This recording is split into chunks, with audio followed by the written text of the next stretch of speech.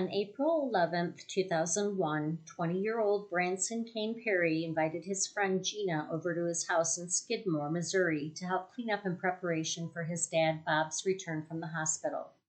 There were two unnamed men outside working on his dad's car as well. At some point during the day, Gina witnessed Perry taking something out of one of the kitchen cabinets and run to the back door with it. Perry returned later and refused to tell Gina what he was doing, acting like nothing happened.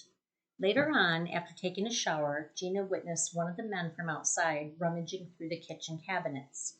Gina asked the man what he was looking for. He replied with nothing and headed back outside. Gina was upstairs around 3 p.m. when she heard the front door shut. She saw Perry outside the window and asked him where he was going. Perry said he was going to take a pair of jumper cables outside to the shed next to the house.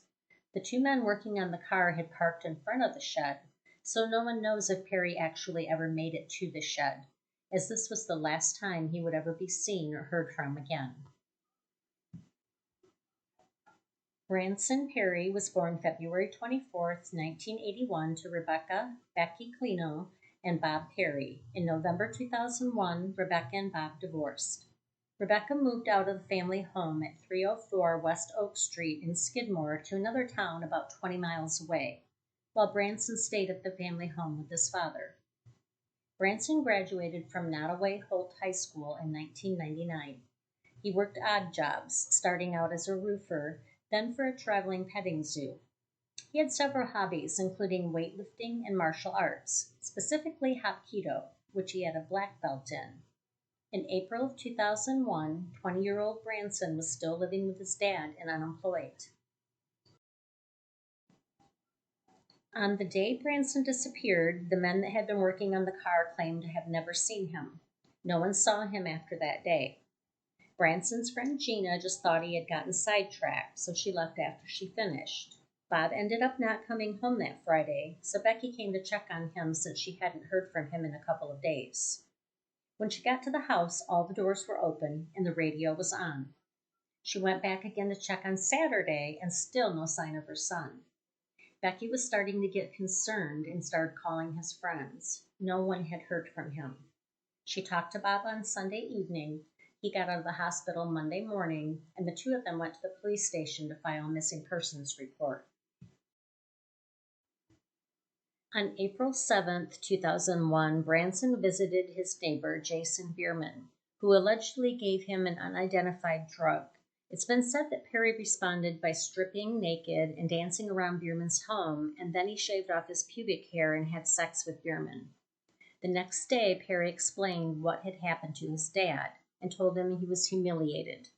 His dad was furious. Though he'd always suspected his son was gay, Bob was reportedly enraged at Bierman for drugging, then using his son, and even considered teaching him a lesson. However, no confrontation ever took place, which made Perry's disappearance even more confounding. As far as we know, Bierman has never been officially named as a prime suspect in the case, and it's unclear how or if he ever responded to Perry's disappearance. Nottoway County Sheriff Ben Espy began searching for Perry by combing a 15-mile perimeter of Skidmore.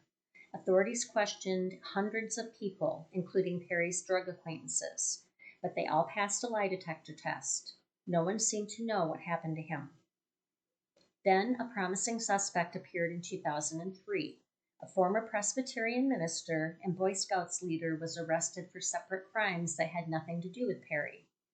After attempting to perform sex reassignment surgery on a trans woman and failing to stop the bleeding, Jack Wayne Rogers was charged with first-degree assault and practicing medicine without a license. However, when authorities searched his belongings, they discovered evidence of even more disturbing crimes on his computer. They found child pornography and highly distressing online posts under usernames such as Boogerbutt. These posts described the rape, torture, and murder of several men. In some cases, Roger even talked about cannibalizing severed genitals. The most shocking post was about murdering a blonde hitchhiker and burying him in the Ozarks. When he was questioned, Rogers claimed the post was a work of fiction and denied ever meeting Perry. Police did, however, find a turtle claw necklace in Rogers' car that bore an uncanny resemblance to one of Perry's necklaces. None of this, however, could be considered as hard evidence. Rogers was convicted of assault, illegal surgery, child pornography, and obscenity in 2004. He received a 17-year sentence for assault, 7 years for illegal surgery, and 30 years for child pornography and obscenity. It was never confirmed that he had anything to do with Perry's disappearance. Perry's mother was eventually convinced that Rogers was innocent of abducting him. She said, "In my heart, I don't believe Rogers is responsible." Tragically, Perry's father died in 2004 and his mother died in 2011. In April 2019, Nottoway County Sheriff Randy Strong said authorities won't give up on solving the case, as justice and closure for the rest of Perry's family are essential. The sheriff said he feels that Perry was with a group of people that he knew when he was murdered. He believes they are dealing with the drug culture. They're not willing to give much information, and we don't know where the body is. Before Perry's mother died, she reserved an empty plot next to her grave for her son, even as authorities continued to search for him.